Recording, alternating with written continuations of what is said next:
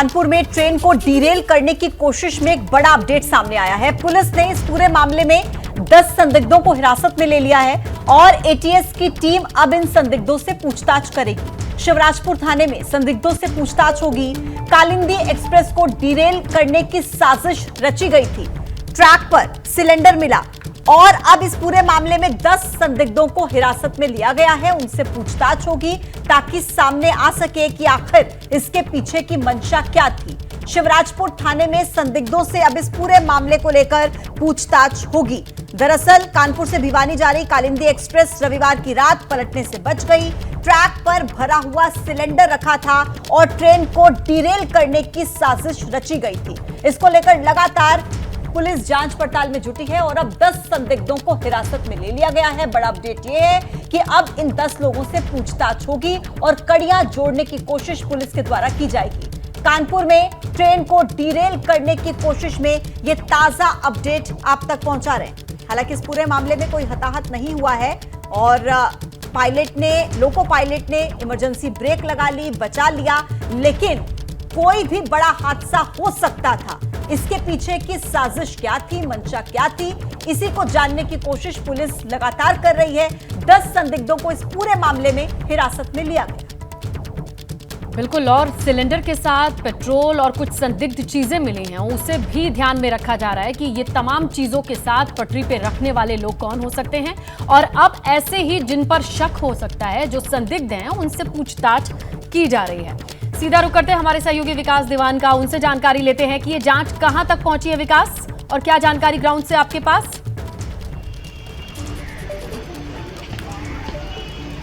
देखिए, ये मामला कल रात 8:30 बजे के करीब का है और जो ट्रेन कानपुर से होकर काजगंज की ओर जा रही थी, ये शिवराजपुर क्षेत्र पड़ता है। यहाँ पर एक क्रॉसिंग पर यह हादसा हुआ है। ट्रेन के आगे जो ट्रैक है उस पर एलपीजी से भरा हुआ गैस सिलेंडर, एक बोतल में एक ज्वलनशील पदार्थ और कुछ पाउडर से संबंधित केमिकल वहां पर रखा पाया गया था। हालांकि ड्राइवर जो ट्रेन को ड्राइव कर रहा था उसने उस सिलेंडर को देख लिया था और देखते ही उसने जब इमरजेंसी ब्रेक लगाई, लेकिन रफ्तार ज़्यादा होने के चलते ट्रेन उस सिलेंडर से टकराई और सिलेंडर उछलकर दूर गिर गया। हालांकि पूरी गाड़ी को तत्काल प्रभाव से वहीं पर रोक दिया गया। सारे जितने यात्री बैठे थे वो सब दहशत में आ गए और आनन फानन में जो रेलवे के अधिकारी हैं, पुलिस के अधिकारी हैं, उनको सूचना दी गई। मौके पर जब टीम पहुंची है तो ये सिलेंडर वहां पर पाया गया है और ये सिलेंडर पूरी तरीके से भरा हुआ था, जिसके बाद कहीं ना कहीं ये आशंका जताई जा रही थी ट्रेन को कहीं ना कहीं बड़ा नुकसान पहुंचाने की कोशिश की।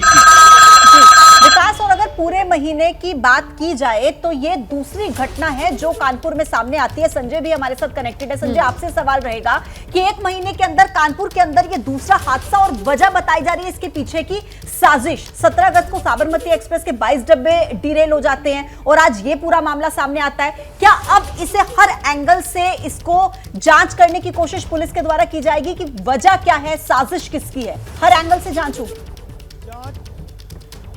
जांच शुरू हो चुकी है पूजा, न केवल पुलिस की बल्कि यूपी एटीएस की और इंटेलिजेंस ब्यूरो की सारी एजेंसीज जांच कर रही हैं। और जो सोर्सेज के हवाले से हमें जानकारी मिल रही है, करीब 10 लोगों को शिवराजपुर थाने उठा करके ले जाया गया है। इनसे पूछताछ की जा रही। कुछ और इनपुट्स हैं जो मैं आपको बता दूं कि रेलवे ट्रैक से जो डब्बे में पेट्रोल और बारूद मिला है उसके बारे में जानकारी है कि कन्नौज के छिबरा मऊ की एक दुकान से है। पुलिस ने वहां भी जाकर पड़ताल की है।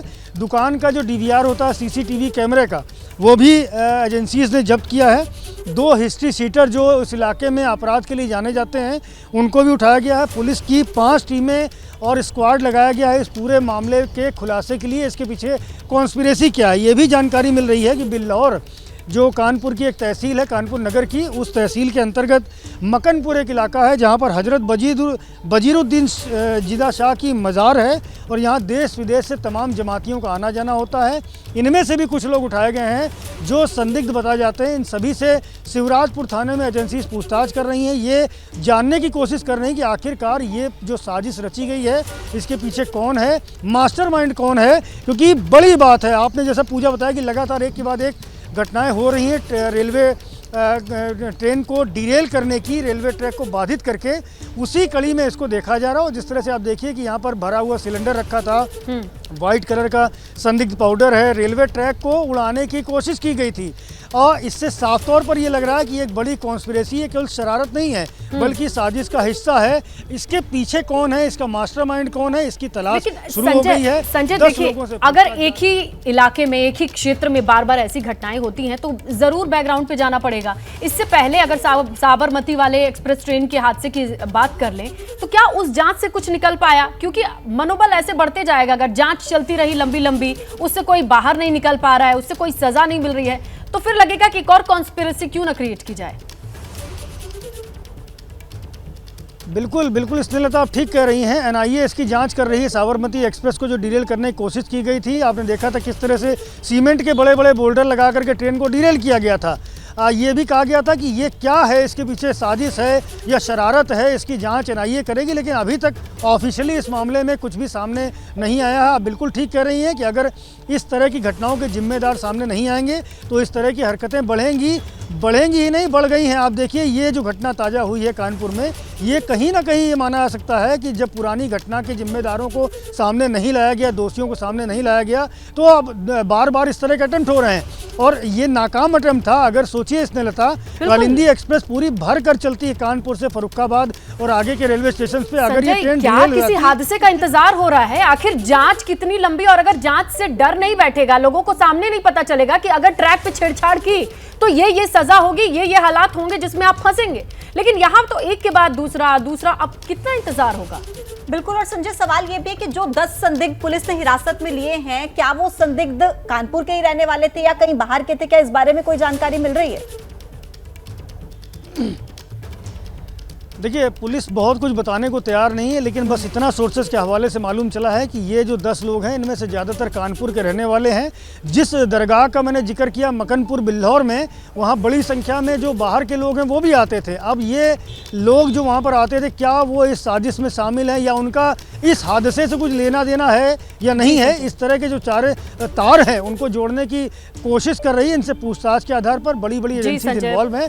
उम्मीद की जा रही है कि कम से कम और ये बहुत क्लियर होना चाहिए, क्योंकि बार बार रूट पर इस तरीके का अटैक या साजिश, इसके लिए कहां तक जांच पहुंचती है, देखना बाकी है। शुक्रिया संजय तमाम जानकारी के लिए।